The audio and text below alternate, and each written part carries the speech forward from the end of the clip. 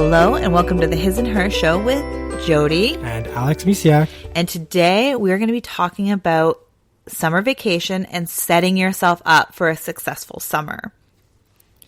Some of you already might be full into summer vacation and, figured it out, or maybe you're stumbling along, and we're going to share some tips and some things that we've discovered on our own. And maybe you're just starting out like we are. Summer vacation's just starting. This is the end of the first full week for us. So that's what we're going to be talking about today. Yeah. Our daughter has been in a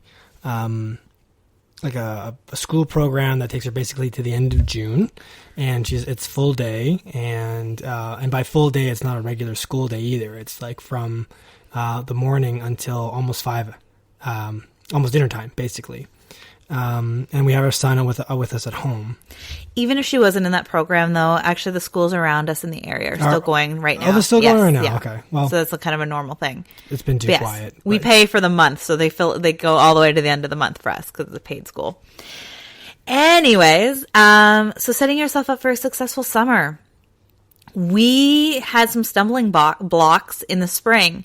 We discovered certain things, and a couple things to really remember when planning your summer is plan your events and your days according to your children and their personalities.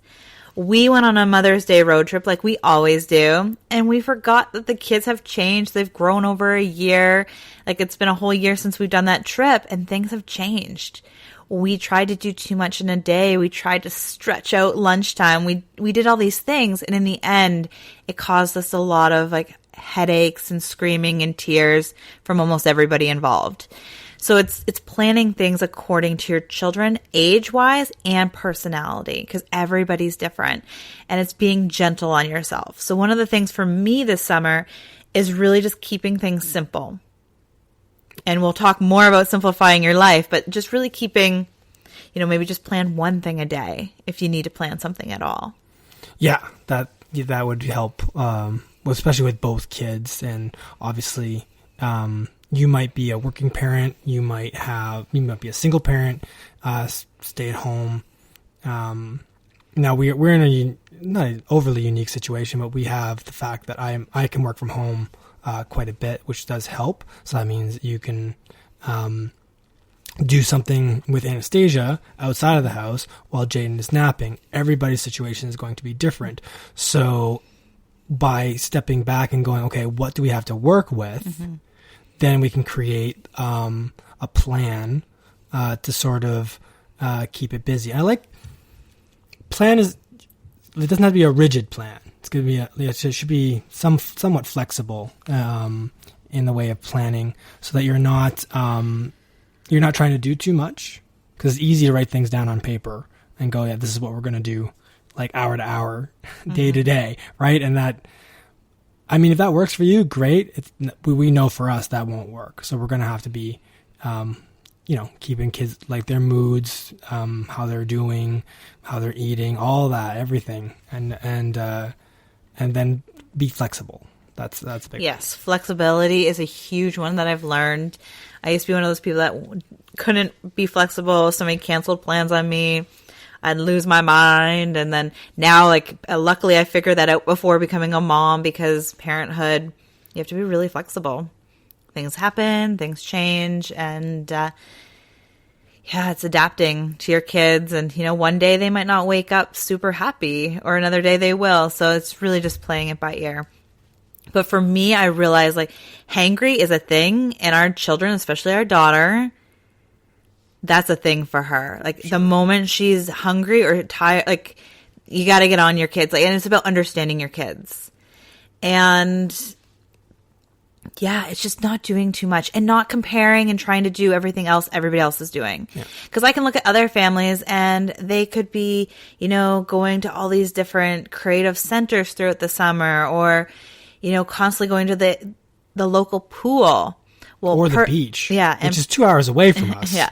And personally speaking, I'm not taking our son, we've discovered that he needs to be hands-on. Somebody has to have he needs to be in arm's reach unless it's in the safety of our backyard all the time. And to have 2 kids constantly on the go, it's a little harder in a not safe environment, like safer environment, like a local pool where it could be big, it could be crazy, full of people.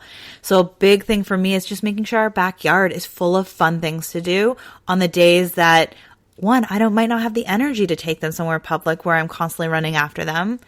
And then this way they still get to go outside. Yeah. So it's really, it's taking that moment, taking a step back and figuring out what it is, one, you want to accomplish this summer. What at the end of the summer would make you feel like this is the best summer ever?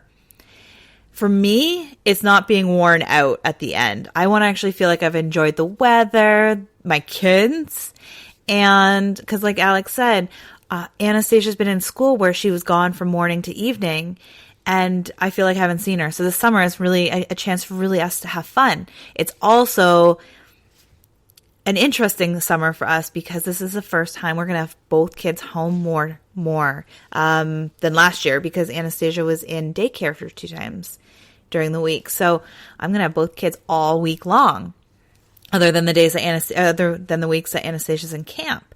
So it's really just figuring out where you are. And yeah, I would take 5-10 minutes sometime or even more if you have it and really just sit back and be like, what does a successful summer look like for you? Maybe it is going to the library every week and doing I love the reading programs the library has. That's true. Yeah. Your kid could be into reading or your kids could be into reading. Or maybe it's coming up with creative crafts every week. But those are, again, a lot of things for your kids. So don't forget about you when you think about what a successful summer looks like. So maybe it's keeping your kids busy, but at the same time relaxing. Or whatever it may be, is getting to the beach maybe once a week or at least a couple times in a month or in the summer. So. No, that's a good point. I think a lot of people will, especially people who have maybe older kids and both kids are in school full time. Or not both, but all their kids are in school full time, and then suddenly and they're working full time maybe, or maybe not, who knows? But then suddenly all the kids are home now, right? Mm-hmm. We have friends in that situation right now. They have lots of kids, and they're gone most of the time during during the school year, and now the school year is over, and now they're all home. Mm-hmm. So, you're gonna have to like Jody said, take a step back and think, okay, how can we, engage them and have fun with them? That's 'cause the kids are going to want to have fun. I think Anastasia is really going to enjoy being able to spend time with me, with her brother, especially with you, because she's a mommy's girl. It's cute, and just sort of reconnect on that kind of stuff.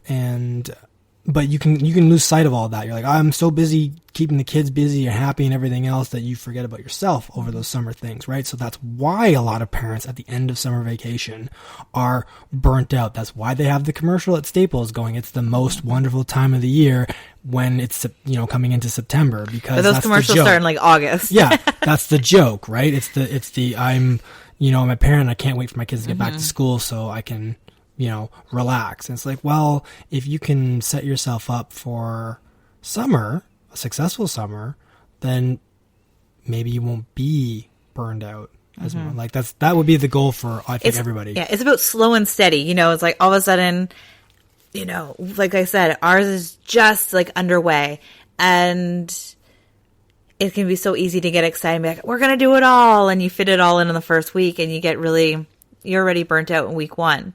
So it's really just slow and steady doing things. And and again, I have to emphasize, children, every single child is different, and it depends on the age of your children of what you're going to be doing in the summer. Yep. And you might actually, setting yourself up for a successful summer might just be coming into a new routine. Maybe you are working full time still, and now you have to find different daycare or a babysitter, or you're running them from camp to camp all summer.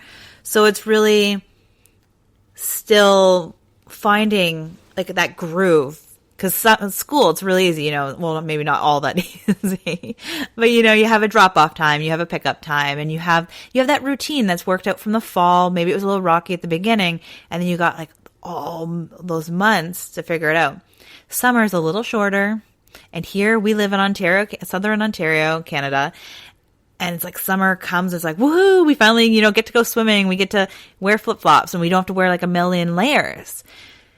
So we like have so much more to do. The summer is really busy for us. Mm-hmm. So it's just really, again, holding on to your like, what will make you like feel like you've had a successful summer? And like, why are you doing what you're doing? I think a lot of parents would be like, if successful summer equals not feeling burnt out. and still, you always love your kids, but you don't want to be like, oh, thank God they're going back to school. Yeah. Right? It's like, okay, it's time to go back to school. You can look back on your summer and go, we had some really great times. And you want your kids to look back and go, oh, yeah, I had a lot of fun. Yeah, because burnt out equals usually yelling, frustrations, a lot of tears. Like, there's so much going on. So it's like, take a step back and just really remember about you too. And this podcast is going to be full of juicy things like that to help you, have a successful summer and life and parenthood and all that stuff, right? So it's good. Extends way past the summer. So, but the summer, exactly. You're right though. I'm glad we're doing this episode because the summer it's that time of year, for most parents, once your kids are past a certain age, that they were away for most of the school year, for most of that day, and now they're here, the whole summer. And yeah, depending on the age, your kids might be older. They might be hanging out with friends a lot of the time, right? And you can take them to a public pool, and they're okay on their own. For us, we're just having one of us in a public pool type setting. There might be a splash pad or whatever that we could take them to. That's okay, but we have to be aware of fences and everything else because we have kids that are very, very energetic, and if they both go in opposite directions and there's only one of us, you got to make a choice, and you don't ever want to find yourself in that situation too many times. Yeah. Luckily, Anastasia's getting a better listener, sure. And Jaden has his days, but yes, for sure. Now, what do you think about like bedtime routine and and getting up again, right? Because I think we lose our routines in the summer a lot. A lot of people do lose their routines in the summer. That's right. Yes. So I know for us, I feel my plan and my goal for bedtime is pretty much keeping it the same. Our kids are young. I feel like that's a thing, but on weekends we can be a little bit more flexible. Like if we're out, at the cottage and having a fire and things like that, I think that that's a good time. And then the week is kind of gets back into routine. Plus Anastasia is going to be in camp, I think 4 to 5 weeks this summer. So I'd rather keep her in a schedule like we always do during the week. However, that being said, like a lot of time, you have vacation, you have different things, family outings, picnics at night that really do play into bedtime routines. And I think, again, every family is different, and you need to figure out what works best. And it is a little harder if you're working all summer long too, and you actually have to get your kids up for the babysitter. It's different if they get to stay home.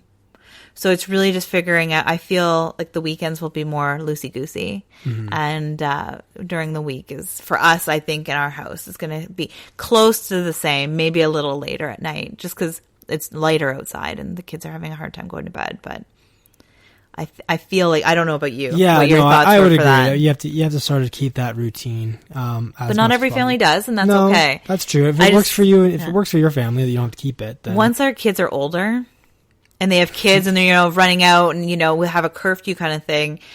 But right now, they're young, so we have a little bit more say in their bedtime. Of course, yeah. So it's just different when different things are going on. So.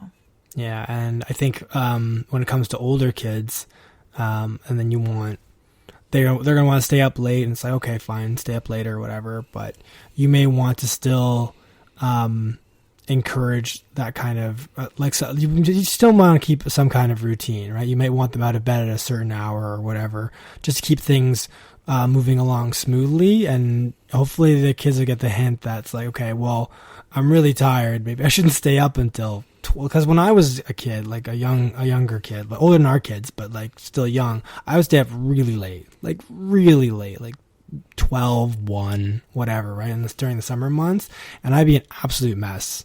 Like I'd sleep until if my parents would let me, I'd probably sleep till 11 or 12. the next day, and it sort of shifts. It shifts your whole thing. And I wasn't doing myself any favors. Like I thought I was getting away with something or doing what I really wanted, but looking back on it, it's like I missed out on a lot of stuff because I was just sleeping. So it might have been better off if I had a couple swift kicks earlier in the morning to be like, okay. It sounded though like your parents had a really hard time waking you and your brother up. So it was a hard time, and both parents had shift work, so they weren't always around and everything else. And but again, we're kind of getting off the whole success time. Which is really just looking within your family, within yourself, within your circle and your support system, and really, like you said, what resources do you have at your fingertips? Because not everybody has the same thing. So maybe for some parents, it's letting their teenagers sleep till noon so they don't have to, let them sleep so they have all morning to do things on their own. It's really what works for each person. And again, it's just taking the time to figure out what that is for yourself. Because we could list off a whole pile of things that they could do. Anecdotal stuff, yeah, for sure. And it's just like self-care tips. I'm all about, you got to figure out what's good for you, like what works for you and what makes you light yourself up.